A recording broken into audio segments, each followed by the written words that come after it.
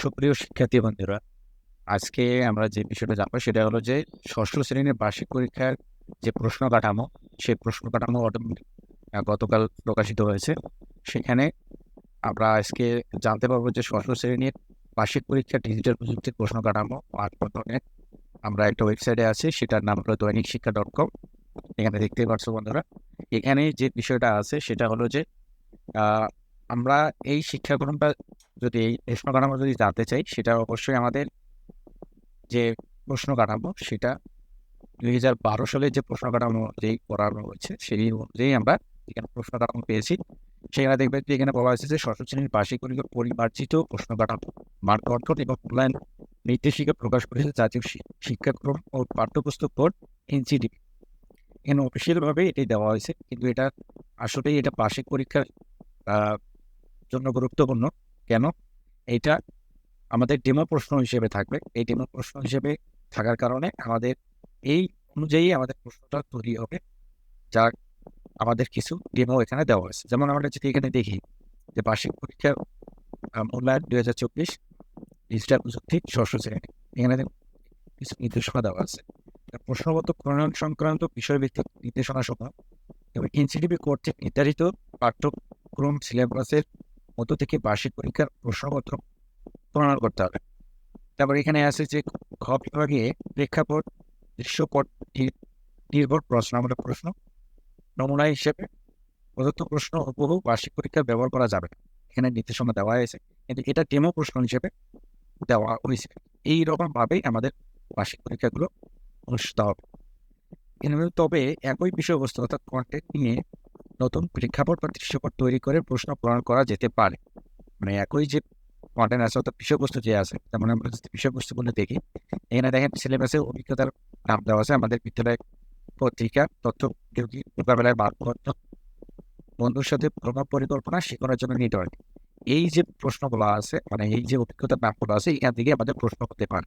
এটা একটু নির্দেশনা দেওয়া আছে। তারপর দেখুন এখানে প্রতিটি প্রশ্ন অর্থাৎ বিশেষ করে গ বিভাগ ও খ বিভাগ প্রণয়নের ক্ষেত্রে প্রশ্নের নম্বর বিবেচনা করতে হবে, নিশ্চিত করতে হবে প্রশ্নের নম্বর অনুসারে শিক্ষার্থীর প্রশ্নের উত্তর দেওয়ার সুযোগ আছে কিনা।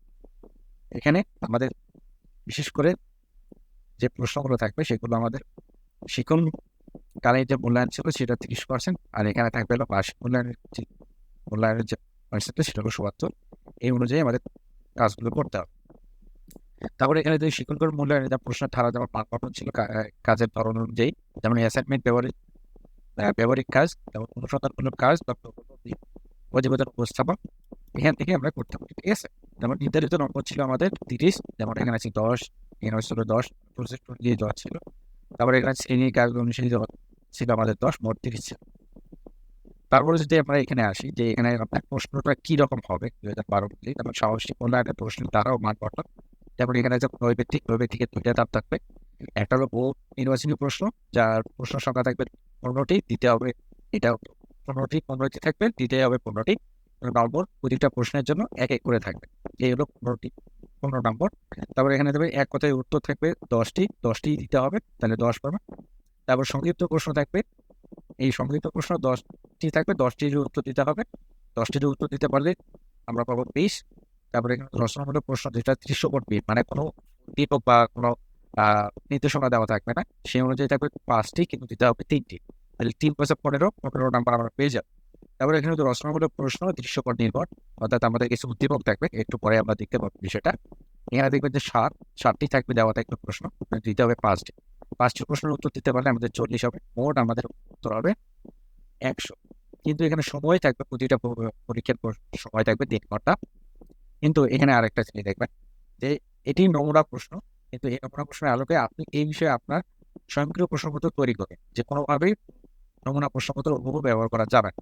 মানে এটা নির্দেশনা দিচ্ছে আর কি, এটা ডিজিটাল স্কুলের করণীয় যে তারা এই প্রশ্নগুলো অনুযায়ী ব্যতিক্রম কিছু প্রশ্ন তৈরি করবে, মানে এইরকম কাঠামো অনুযায়ী।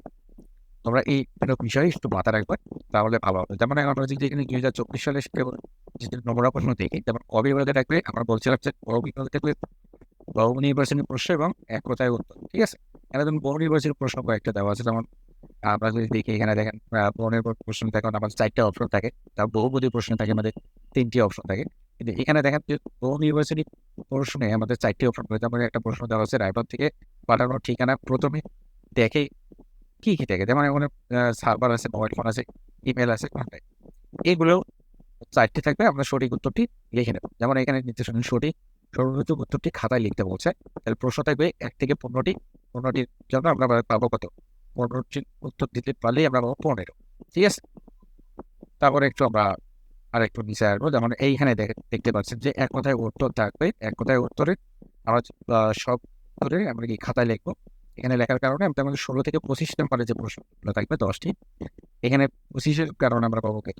প্রতিটি প্রশ্ন জন্য আমরা পাবো 1, এবং এখানে দেখেন 19 এটি ব্যবহার করতে হলে আমাদের কি করা যায়, এটা আমরা সঠিক উত্তরটি খাতায় লিখবো। ঠিক আছে, এইভাবে থাকবে প্রশ্ন কাঠামো। তারপর খ বিভাগে আমাদের থাকবে কি সংক্ষিপ্ত প্রশ্ন, যেটা একটু আগে বলা হলো যে কপিরাইট ও প্রেক্ষাপটের মধ্যে পার্থক্য কি। এটা সংক্ষিপ্ত, যেটা 1 লাইনের উত্তর যেটাকে বলা যেতে পারে সেটা। আর যদি না হয়, যেমন 1 থেকে 2 লাইন বা 3 লাইনেও হতে পারে। যেমন এখানে আমরা দেখতে পাচ্ছি প্রতিভিত্তিক সম্পদ কাকে বলে, একটু উদাহরণ দিতে গেলে দেখবেন যে কাকে বলে এটা লিখতে 3 লাইন লাগতে পারে, বা আমরা যদি উদাহরণটা দিতে চাই একটু 2 লাইনের একটু বেশি লাগতে পারে। ঠিক আছে, এরকম করে এখানে কিছু প্রশ্ন দেওয়া আছে। যেমন অপটিক্যাল ফাইবার কি, একটি বৈশিষ্ট্য লেখো, কৃত্রিম উপগ্রহের 2টি কাজ লেখো, সার্ভার কি, ক্লোজার বলতে কি বোঝায়, রাউটারের 2টি কাজ লেখো, উপগ্রহ কাকে বলে, ব্যক্তিগত তথ্য কাকে বলে, একটি উদাহরণ দাও। এই জিনিসগুলো থাকবে, মানে এই জিনিসগুলো না বলতে এগুলো ডেমো হিসেবে আছে, এগুলোর ব্যতিক্রমে আরো কিছু থাকতে পারে। ঠিক আছে, ক বিভাগে দেখবে রচনামূলক প্রশ্ন কিন্তু দৃশ্যপট বের, মানে কোনো ঘটনা বা উদ্দীপক থাকবে।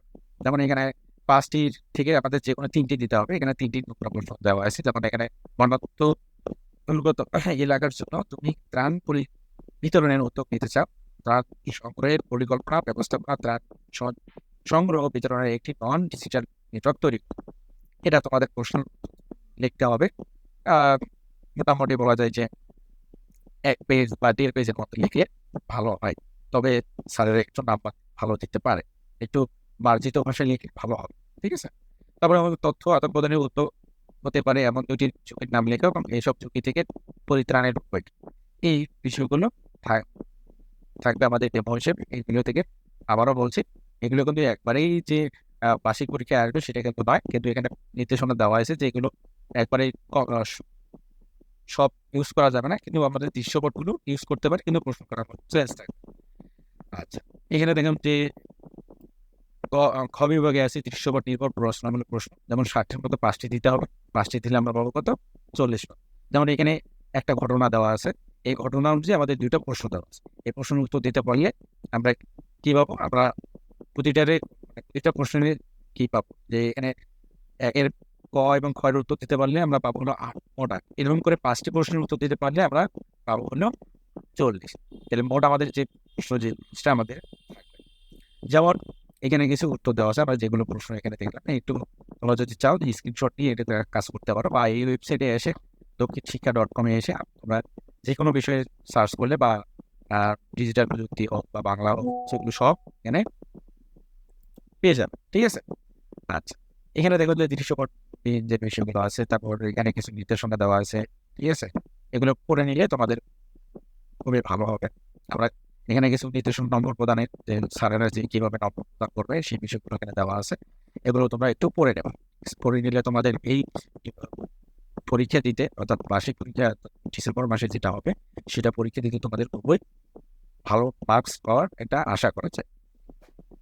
হপফুলি তোমরা এই বিষয়টা সবাই মাথা রাখবে যে এই নির্দেশনাগুলো অবলম্বন করলে অবশ্যই তোমরা নাম্বার পাবে।